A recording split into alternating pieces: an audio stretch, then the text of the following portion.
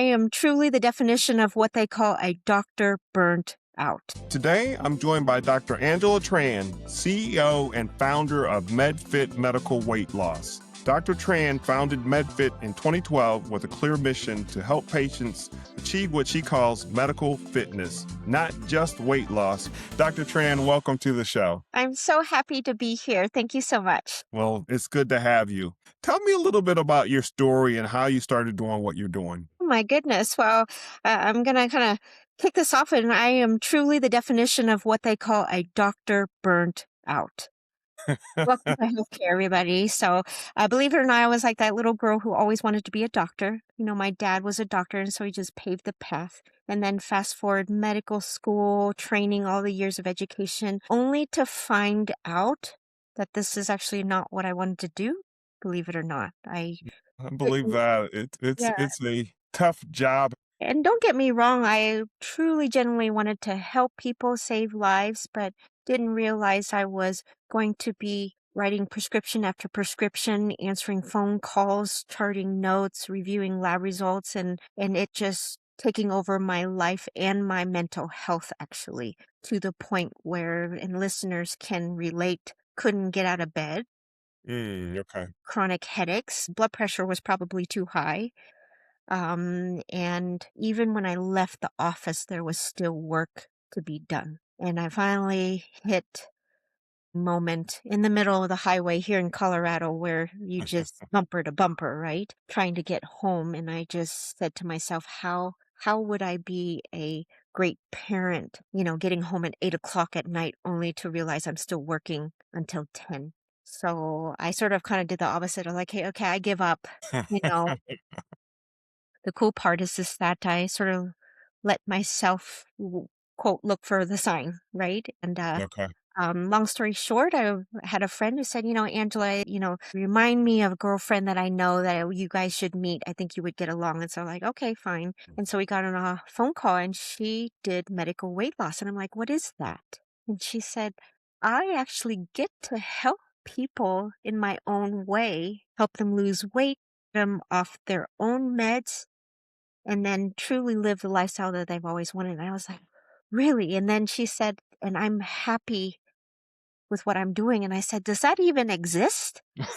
You think like a job is just meant to get a paycheck so that you can support your family. But wow, are there actually people who actually enjoy what they do as a career? And fast forward, I left the corporate world as a primary care doctor, opened my practice 2012, and I'm still here running because there's so much ahead. It's amazing. That's great. Well, it sounds like you were able to transition a lot of your skills that you used before into something that you truly love to do. Yeah, for sure. I definitely sort of felt like, as you know, being a doctor creates stable income, and I spent years of education to get here. I can't just give it up. So, but the beauty of it is that I just ended up being able to define how I wanted to practice medicine. I think that was really the happy ending of this story. Tell me a little bit about the weight loss, I guess, journey. I know a lot of people in at least the United States, and probably more so in the United States, we have almost an epidemic of people that are overweight with diabetes, blood pressure, all the things that are kind of accompany that. Kind of what's your approach to managing a patient when the patient sees you for the first time? Well, the good news is when they see me for the first time, there's already a level of readiness as opposed to a primary care doctor. A primary care doctor is usually like, "Whoa, you have like high cholesterol. You should probably change your diet." And they're not really ready for that conversation. They just sort of just came in for the routine check and, send them on their way. Yeah. The people who come to me truly have come to a point where my health is a concern. I've tried everything. I'm tired of taking medications. My knees hurt, my back, and I have many family members who have diabetes, the traditional story. And so there is, quote, the level of readiness combined with my ability to facilitate change is what allows me as a specialist to really create meaningful results versus someone who goes to just a primary care doctor. Okay. Now, how do you navigate all of the information that's online? I have a friend of mine that lost over 100 pounds. And because I spent my career in the pharmaceutical industry, I'm able to give him a little bit more advice to say, you might not want to do that or take that supplement, or you need to do a little bit more research. How do you navigate those conversations? Yeah, that is a really tough thing to do for sure because again, unfortunately, you've got your social media influencers that can Mhm. say whatever they want, or Yeah. nutritionists, personal trainers, or people who maybe actually just don't have the appropriate credibility. I just love to educate. And along with obviously the certification of being board certified in internal medicine, obesity medicine, but people, you know, just want to know what your experience is. So not only have I been helping patients lose weight since 2012, you know, I have a personal journey. I gained 40 pounds when I was pregnant with my daughter, diagnosed with gestational diabetes. And then, congratulations, I tore my ACL, Oh, boy. 2 years after pregnancy. And now, fast forward to today, I'm in my late 30s as a female. I find that a lot of patients really appreciate that I'm not just some doctor, standing on a soapbox, here's a prescription, send you away. Like I have sort of that, not just book knowledge, Mhm. experience knowledge, but personal knowledge to really help people understand, hey, I've been in your shoes, but let me show you the other side, which I've been able to figure out. Yeah, I think that's important. I guess that leads to two questions. And I don't remember if I was looking on your LinkedIn and I think you had made a comment about kind of lifestyle of your physician. I remember I was supposed to see a cardiologist and I told my primary care physician that I didn't think I wanted to see him because he was obese, and it was going to be really difficult for me to have a conversation with him because I tried to do everything right, eat, work out, and all of those things. What are kind of your thoughts on that? And I Yeah. realize I'm being a little unfair, but No, it's no, yeah. No, thank you that. for paying attention. I admit sometimes a little bit snarky on, all these different platforms. I'm a small barking dog. I just don't know my own size. But at least in my industry, not all industries, but if I wanted to be a rich person, my advisor needs to know how to manage money, Hmm. plain and simple. So same thing in health and weight loss. Or even in any kind of industry or goal, you want to be learning from someone who is accomplished where you want to be. There's power in understanding the mindset, the behaviors, not just the theory that you find, on the internet. Yeah, But exactly. somewhere, several years ago, I felt that I needed to walk the walk, not just talk the talk. And I felt that I'm responsible for being a good role model to my patients. It's important to me. And then it also was important for me to be congruent, meaning if I'm going to be telling a patient to exercise 3 to 4 times a week, I expect myself to do that as well. So in certain instances, yes, I think how a person lives personally spills over and translates into what they're educating, their patients or clients or whatever. Yeah, I think that makes perfect sense. I like that word congruency because it's what I was thinking in terms of it's easier to convince somebody of something when you believe that because that's what you do or you do a version of that. And people can feel that when you're being very sincere and very authentic because you're coming from a place of experience. Yeah. Now, I do want to make sort of the opposite statement. And unfortunately, this is true, but I have had, particularly my female patients who have gone to their doctors, whether it is male or female, who the patients have felt dismissed, Okay. when they come up with a concern about their weight or, sorry, your labs are normal or you're just getting older, deal with it. Those kind of like Yeah. conversations. And then that's the kind of the dangerous territory is that unfortunately there are some doctors who have like their own personal bias and project onto the patients who Yeah. are like, looking for help. And so it's tough to navigate. I feel for everyone who is looking for help and who to go to and who to trust, which is the challenge in itself. But yes, congruency and working with someone, especially if you're out to achieve, such a big goal particularly in health, you really need to hang out with the people who are successfully doing it. Yeah, and it helps to have a partner. You feel like they understand you, they get you, Mhm. and they don't necessarily need to have all of the answers, but at least you know they're gonna work with you. Yes, The absolutely. That brings me to another piece because I've heard both sides of this with GLP-1. So you have some people that, they'll ask the question, should I be on a GLP-1? I saw a statement somewhere that said that GLP-1s were going to bankrupt us. And then I saw something for somebody else that was insurance that said, it was helping reduce the cost of healthcare. What are your thoughts on it, especially since you're in this area? And when do you decide that a patient needs to take a GLP-1 versus the standard, eat less, exercise, and those type of things, or a Yeah. combination of all those things? Yeah, GLP-1s are here to stay. And the reason why I say that is that from a medical physiological standpoint, they came to market because they're designed to treat one of the top root causes of obesity and diabetes is insulin resistance. There is actually true chemical means and reason why they're here. Okay. And they also obviously help with appetite suppression, increase your metabolism, and lose weight. Now we're getting into the realm of it has FDA approval for treating sleep apnea. Mm, Now we have an FDA approval for fatty liver disease, reducing heart disease. And now they're stretching into the zone of potential treatment for Alzheimer's, alcohol treatment. So, scientifically, I want the audience to understand that these GLP-1s are actually the innocent, okay? And it means you just have to understand how to use GLP-1s for good and not evil. And okay. that's where, like, all the politics and the drama get in, and people wanna make money. I always say the most dangerous side effect of GLP-1s is working with a provider that lacks experience. Okay. That's it. Now, when it comes from an insurance standpoint, it has always been a battle to get coverage for weight loss even before the GLP-1s even came to market, so it actually doesn't bother me because it's the same story. However, we have finally made a dent, much like the country's debt, right?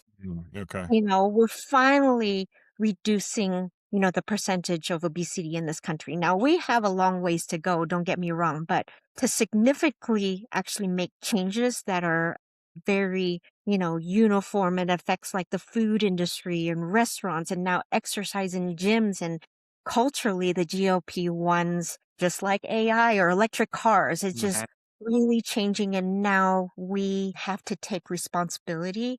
And like I said, use it for good and not evil. Yeah, it's interesting because when you talk about GLP-1s, I always think about the total cost of care because there's all of the pieces that sit behind it. If you're overweight, the probability that you have high blood pressure is pretty high. Probability that you have some type of cardiovascular disease is pretty high. The probability that if you have prediabetes or diabetes are Yep. very high. And that by itself is just the triple whammy together that you're just putting so much more money. It seems like it would make sense that you're using GLP-1 to reduce all of those risk factors. Yes, and I completely understand these medications are not cheap. However, medical conditions pre-existing are gonna get really expensive and they're already expensive, interfering with the quality of your life. Yeah. I just know that there's a lot of hesitation and fears and just not really understanding how the GLP-1s work, which is why working with a specialist makes sense. Just want to reiterate that these these aren't just like it's not just like an antibiotic and, good for Yeah. you.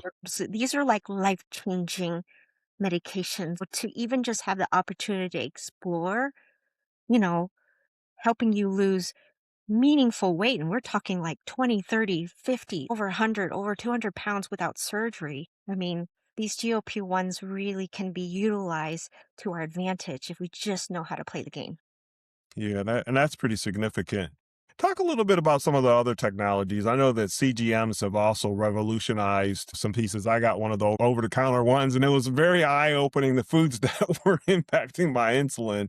I will say that when I was using it, it helped me lose 10 pounds and helped me Yeah. get down to my target weight. So Talk a little bit about how you use tools like that in combination with the GLP-1 or just by itself. Yeah, yeah. Well, I am a tracker nerd. If there's anything that I can track, I will. And, the CGMs, again, the continuous glucose monitoring. Absolutely, because it gives you an objective measure of your progress. Sometimes what happens is we're just so self critical in what we see with our own eyes. And then we start to make stories of like, are we doing good or are we doing not? But believe it or not, sometimes those stories are not even true. But when you create objective measures, and obviously this is one of the metrics, you can also track your sleep.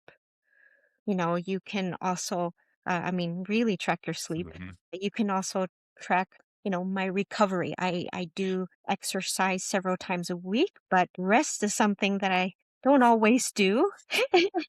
I think And that's everybody. recovery is another metric, and so I'm excited for the companies with technology as Garmin, Whoop, Mhm. or you name it. Everybody's getting in, obviously Apple, to the point where the tracking just gives the patient to feel empowered to take care of their own health and not consistently rely on, well, I have to go to the doctor now and they, don't have an appointment for months and I can't get blood work until I see them. And, well, now we have information, that we have control over.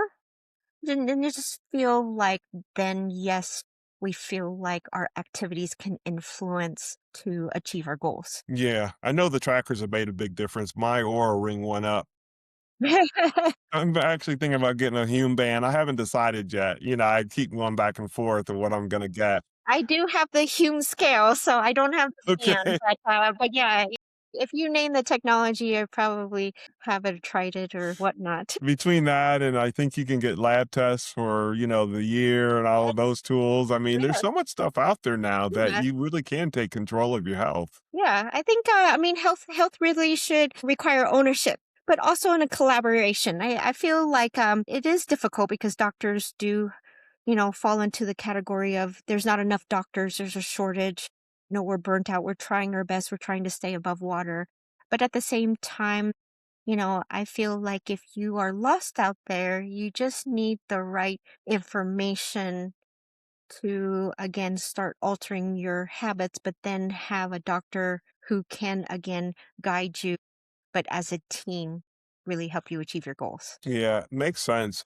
Question for you, Dr. Tran. Would you consider yourself a concierge physician? I know a lot of physicians are kind of moving away from not only corporate, private practices are disappearing and, doctors, EMR, EHR systems, and all the things they have to do have so much more demands. I know that more physicians are going on that concierge, road. Would you consider yourself a concierge type physician? Yeah, 100%. I mean, at least in my industry, I consider myself a human version of an AI.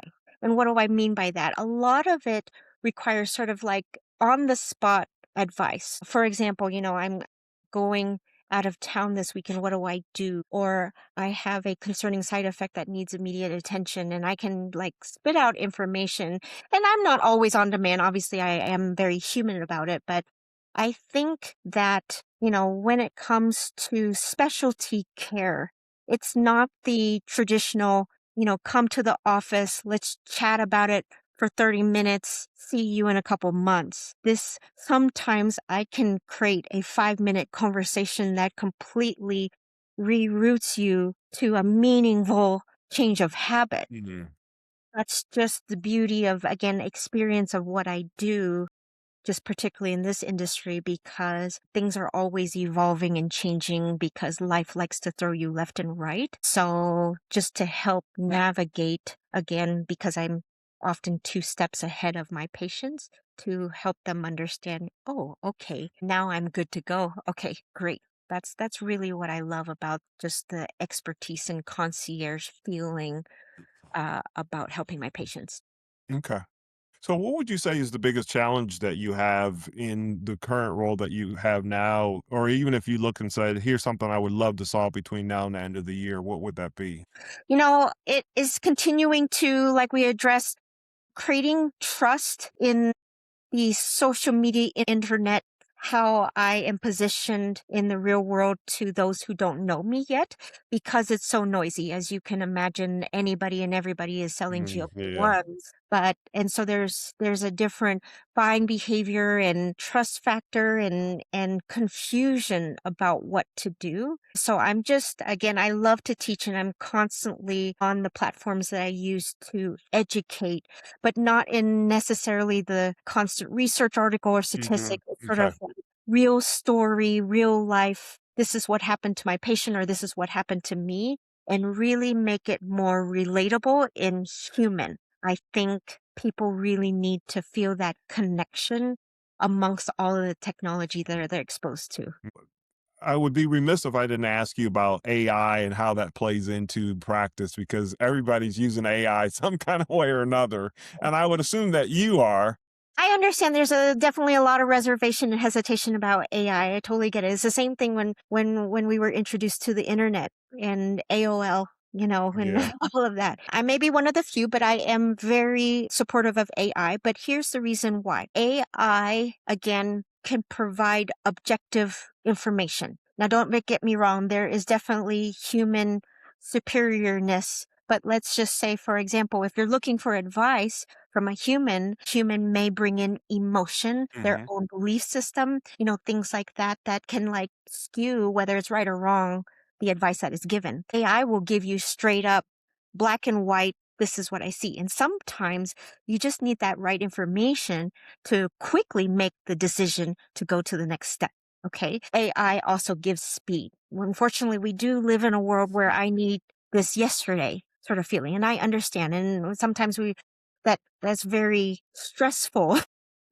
But at the same time, it's also a form of customer service. If I can provide you, especially in the medical world, there is a lot of anxiety, fears. It truly feels like sometimes I feel like I'm dying. I need help now. And to really just connect with someone in the moment, because AI really is one of the ways to use that as a tool to properly give someone advice versus someone sitting at home and waiting for a phone call from a nurse that didn't relay the message to the doctor. And now Yeah. we're in a different situation.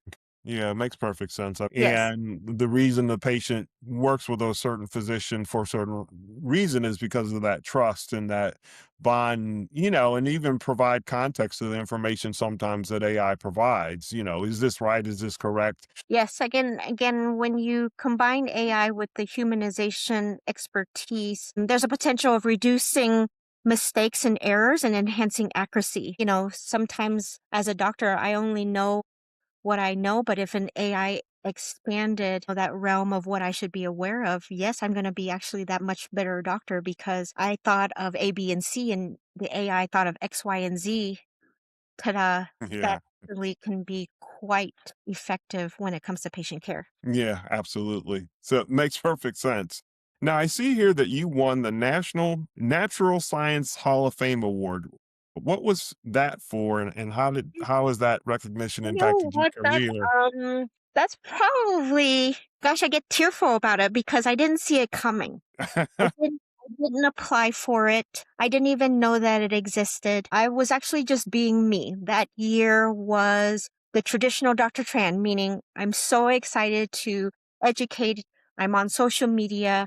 I've been a guest, expert on local TV, and I'm just out and about because I just love what I do and how can I share. And those individuals who submitted me as a nominee, and I get this phone call from my college. I went to Southwestern College in Winfield. Okay.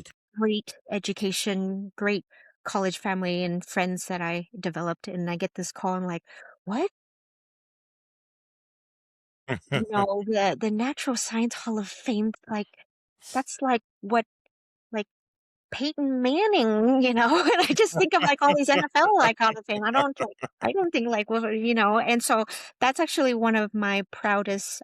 It just validated that I'm on path of what I'm supposed to do. That really is the bottom line. It wasn't necessarily the award. It was like, thankfully, I recognized that I rerouted to where I was supposed to. And because I love what I do, I pour my heart and soul into it and that someone recognized it. then it just said, okay, keep going despite the challenges, Mm. obviously, of running a business and battling the negativity of the industry. I'm just so thankful, particularly of all the awards that I've been, participating in. This one is very special in my heart. Good.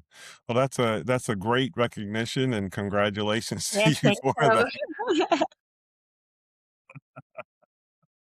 I'm sure you weren't expecting that. Oh, I did a little bit of research. What suggestions and recommendations would you make to people just generally? I mean, everybody that comes to you may not necessarily be obesely overweight, or there are people that they're trying to maintain their weight and, maybe they're 10 or 15 pounds overweight and, they're trying a lot of different things. What would be two or three things that you would tell them to think about? yeah. So, well, number one, and this is actually probably surprising to a lot of people when I introduce this, weight loss is actually a belief system.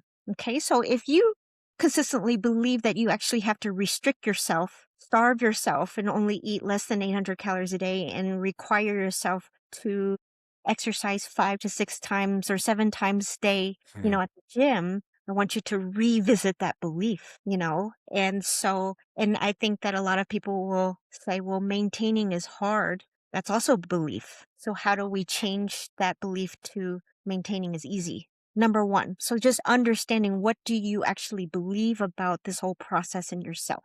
Okay. Number two, bringing back the tracker, make everything objective so that we lessen the emotional gain. You can appreciate stepping on that scale and getting angry because it didn't tell you the right number. Well, let's get a different kind of metric to share with you. Hey, you're actually doing a great job. And then finally, number three, believe it or not, beyond diet and exercise, it's actually just your support team. That's actually the Mm. most important. Do you have family in place that are supportive of you, or the opposite? Do you have challenges and those who make it very difficult? And those are some of the key factors, is particularly when it comes to long term setting habits in place. These are more of the staples or pillars, and exercise comes.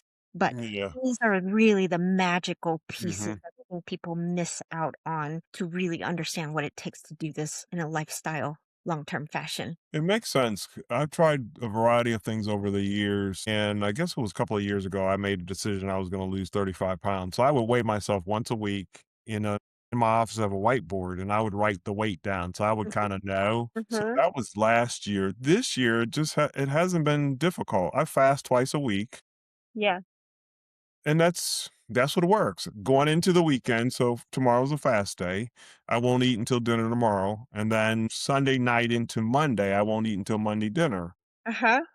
That works, and Yeah. so just say, "Hey, that's a winning combination." I haven't don't get real crazy on I don't weigh myself every week, but I Hmm. could tell Yeah. clothes I, or not, and so yeah, it definitely is mindset. You kind of find something that really works for you. There are certain foods, that maybe you should stay away from, not all the time, but you can't eat them all the time, Yes. and so it's that, and then the tracking and all the trackers that are available are great, so you can get a Yeah. sense of and I love the thing about rest because there's a correlation between rest and actually weight Yes. because you could do all of the right things, but if you're not well rested, how's that thing go? Sometimes you went to bed early and then you look at your tracker and you realize, I didn't get any deep sleep at all. One, so bad. I know they're starting to track, like your cellular age, not just your years in age, but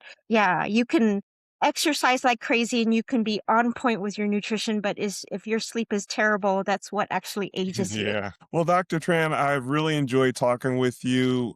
Is there anything that we missed or anything that you would like to leave the audience? Then the last question is, where can we find you? Yeah, yeah. Well, everyone can follow me on Instagram. That's my favorite platform. My handle is MedFit Dr. Tran. And, again, there's so much information out there and it is very confusing and it is very scary out there. Again, really find, whether it's me or the person that you can truly develop a very trusting, human connected relationship with, and that provider or coach is living the goal that you want to achieve. And to put that team together really can speed results, but it's really just understanding who do you want to be as your advisor and really go all in on all the different things, to truly lose weight and keep it off long term.